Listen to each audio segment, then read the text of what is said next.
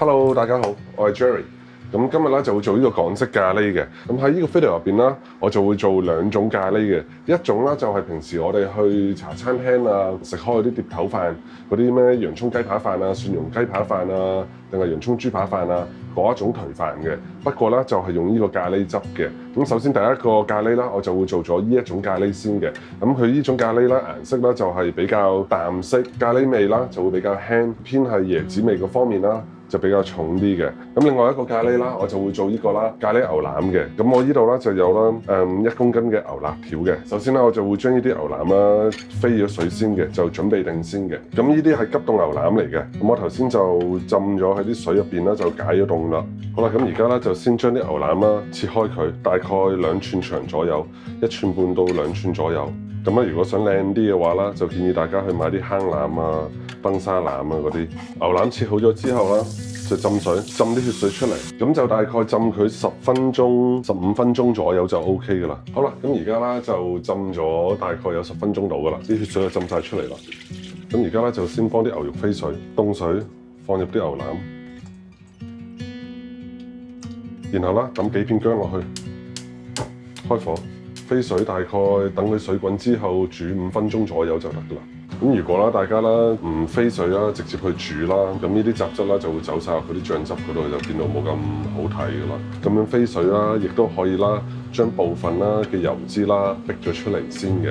咁你啦就唔使到時臨尾煮嗰個醬汁啦，煮出嚟啦就會變到好油膩咁樣嘅。咁而家啦煮咗都有5分鐘多啦，咁基本上啦都開始冇乜雜質走出嚟啦，咁就 OK 㗎啦。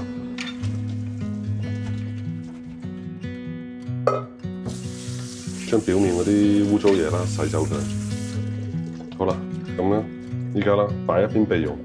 咁做呢個碟頭飯嘅咖喱汁啦。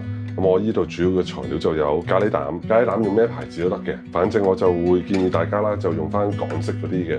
咁我會用嘅材料有咖喱膽啦、咖喱粉啦、薑黃粉啦、椰奶、花奶，然後調味啦就會用味精、鹽，另外啦就會有啲檸檬葉、指天椒、香麻同埋葱頭嘅，都會加少少黃油落去啦。去增加嗰啲香味嘅。咁呢度講一講啦，我呢度咧就俾個 base 大家啦睇啦，我點樣做嘅。咁大家啦中意加入其他唔同嘅香料啊，或者減少某啲配料啊，都冇問題嘅。所以最重要咧就係啦，按自己喜好做一個適合自己嘅味道。香茅咧就要拍一拍，等佢出個香味。雪得太耐啲。咁另外啦就有啲檸檬葉，檸檬葉啦我就會隨意搣一搣佢嘅，等佢會釋出嗰個香味。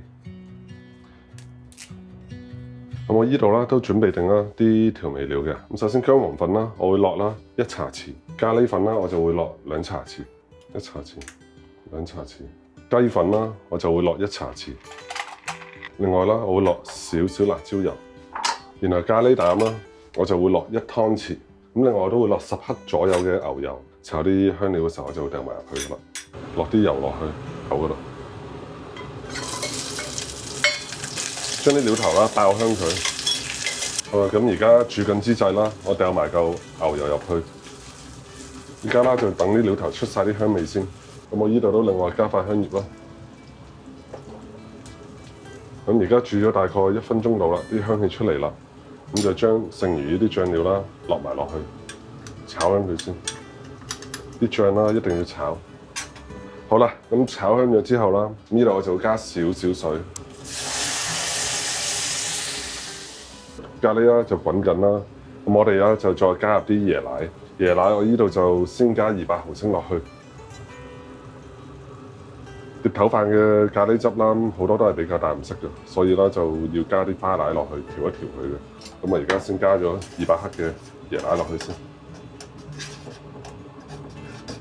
呢度我就加多少少水，我哋睇下個顏色開始接近㗎啦。咁而家啦我再加啦200毫升花奶，咁啊依間我就會加少少麵撈入去啦，就搞掂㗎啦。咁麵撈可以睇翻我之前醬汁嘅視頻就有㗎啦。呢度咧就有啲麵撈嘅，我就唔會落多嘅，我落少少就算㗎啦。咁樣啦，呢個咖喱汁啦就 OK 㗎。唔中意食辣嘅朋友啊，指天椒啦，落半條或者1條好啦。咁我頭先落咗2條指天椒同埋落咗一啲辣椒油啦，就都幾辣下㗎。加少少鹽，做出嚟啲咖喱汁咧都係水汪汪咁樣。咁你唔中意水汪汪啦，你又加翻啲麵撈落去啦，就 O K 噶啦。最後攞個篩將嗰啲渣啦隔走佢就 O K 噶啦。碟頭塊嘅咖喱汁完成。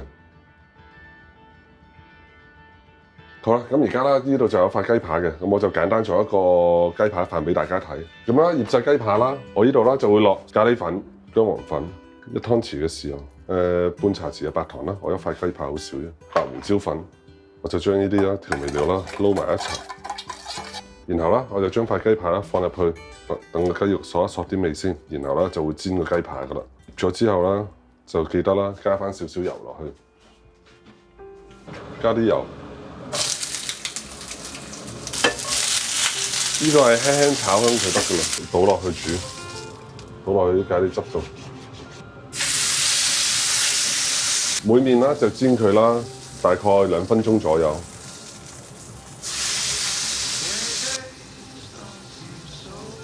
放焗爐焗佢10分鐘就 OK 㗎啦。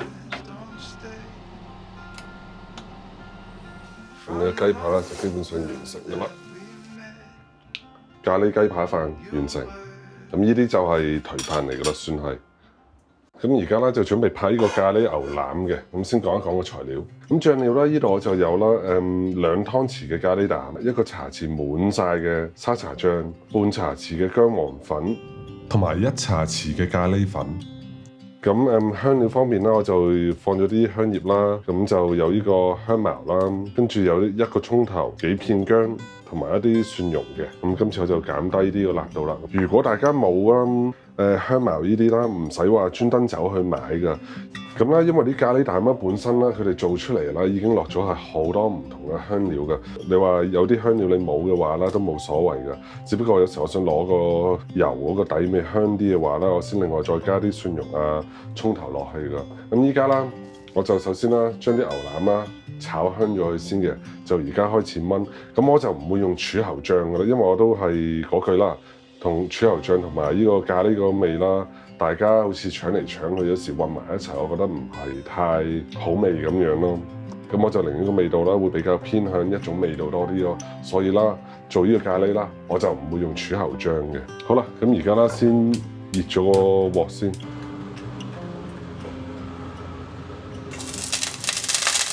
太熱，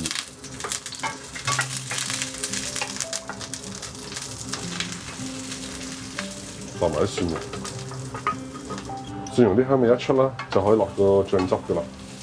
OK， 差唔多啦。咁呢度唔好太大火。咖喱粉啊，好容易炒燶，所以呢度可以細火少少，一直攪，不停咁攪，好炒香啲香料佢。炒到啲香料差唔多啦，咁你可以將啲牛腩放入去㗎啦。開翻大火，咁我呢度咧就加少少酒，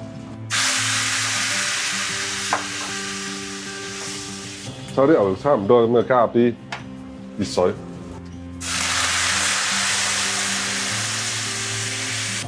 咁我呢度就1公升半嘅。我而家攪一攪佢先，等嗰啲醬汁溶落去。好啦，咁而家啲咖喱咧就滾緊嘅，咁我就閂細火，然後就慢慢燜佢1個鐘先。1個鐘之後咧，我就會放入啲薯仔啦，就繼續燜佢45分鐘左右嘅。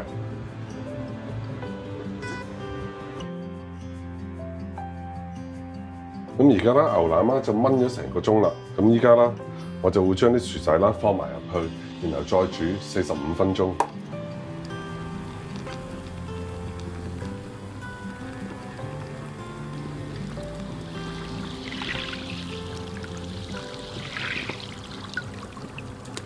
咁而家啲咖喱牛腩啦，基本上就完成咗㗎啦。咁我會將煮好咗嘅咖喱牛腩，由得佢浸喺啲汁入邊，浸1晚，等啲肉吸收晒嗰啲咖喱汁嘅味道。另外都有啲肚餓。不如就煮一個咖喱牛腩烏冬啦。首先煮好啲烏冬，然後將啲水倒走，加入適量嘅咖喱汁，然後再用啲麵糊調到佢啱結度為止。咖喱牛腩烏冬完成。夜晚咧我都唔中意食呢啲宵夜，本來我都冇諗住咁夜食，哇！真係太香啦〜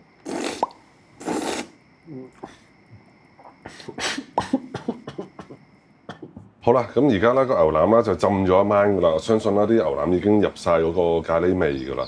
咁而家就加翻熱佢啦，就做埋最後嘅步驟啦。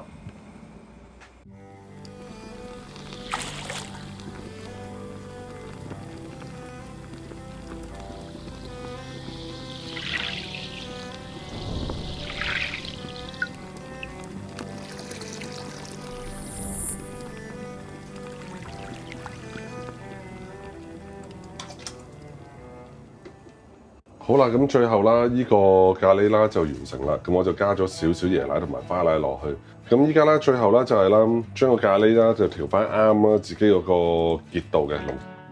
咁我呢度有啲麵撈嘅，咁大家想知點做啦？去翻港式醬汁嗰個視頻嗰度睇啦。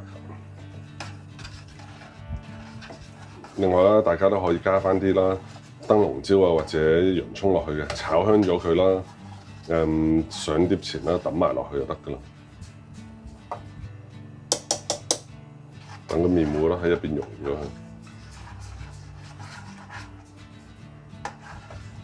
咁我呢度就落咗3茶匙嘅麵撈，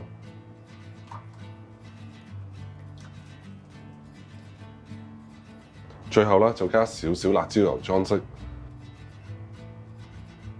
港式咖喱牛腩完成。